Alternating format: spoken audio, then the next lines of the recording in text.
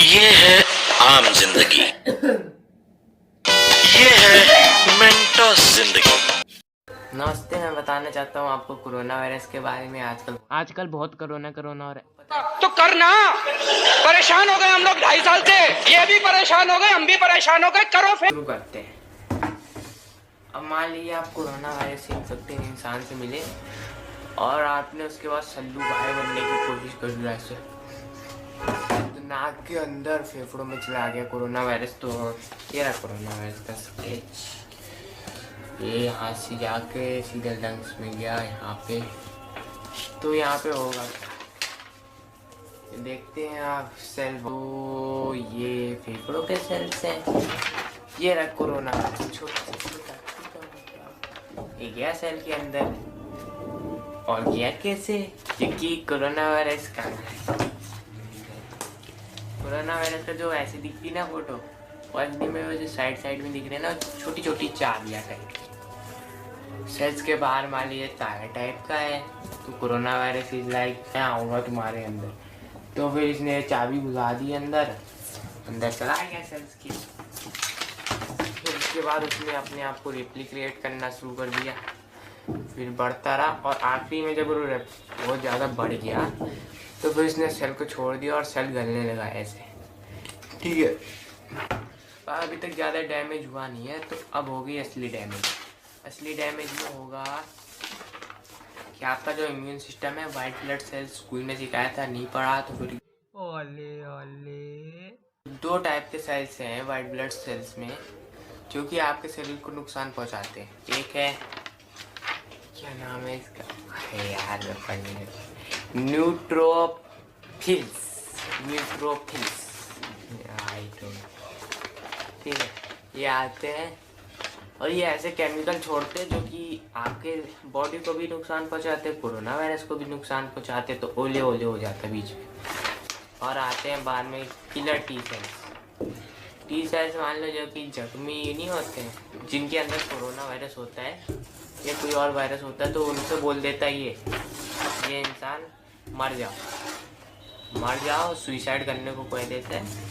लेकिन पर ये जब कोरोना वायरस इसके अंदर घुसता है तो ये भी पागल हो जाता है, ये मर जाओ डाई, तो फिर वो मर जाते हैं। जिन लोगों को अभी तक नहीं समझ में आया कैसे होता है, उनके लिए ये चीज़ है।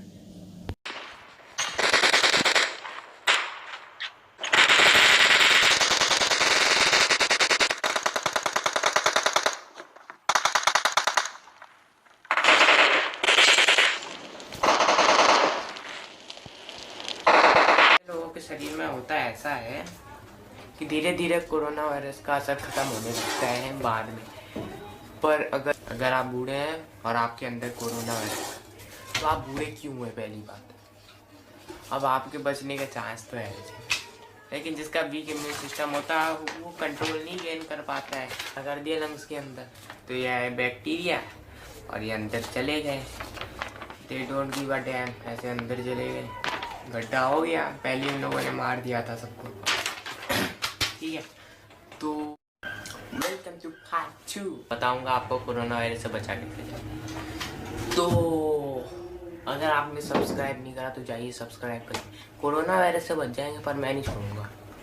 ठीक है, जाइए सब्सक्राइब करिए, फिर वापस आइएगा, मैं बताता हूँ कोरोना वायरस से बचना कैसे। ये है सिंथेसाइज, इसे आप लगा सकते हैं जब आप बाहर से घर आए हों। वैसे भी अब आजकल वैसे ज़्यादा दोस्तों के साथ बाहर निकलिए नहीं, इम्यूनिटी का ख्याल रखिए। दोस्तों के साथ नहीं जाएंगे, मेरे कोई दोस्त नहीं है।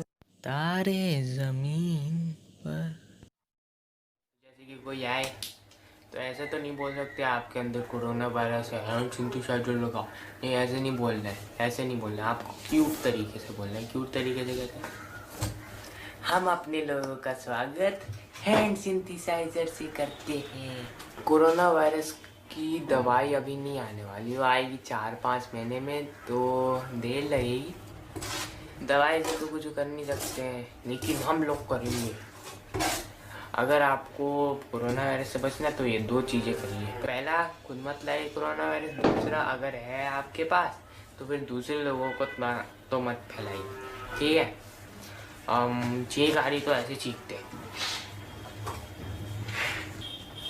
इससे दूसरे लोगों का फर्क नहीं पड़ेगा क्योंकि मामूली लोग तो ऐसे चीखते हेलो नमस्ते या फिर ऐसे चीखा और फिर बॉटल उठाई, फिर दूसरे आदमी ने भी बॉटल उठा दी, बॉटल से जंप चले गए और अब दूसरे आदमी हॉस्पिटल में आपकी वजह से, शेम ऑन यू। तो फिर अब हो गया हैंड सिंथेसाइजर वगैरह, तो जनरल सेफ्टी चाहिए और ज़्यादा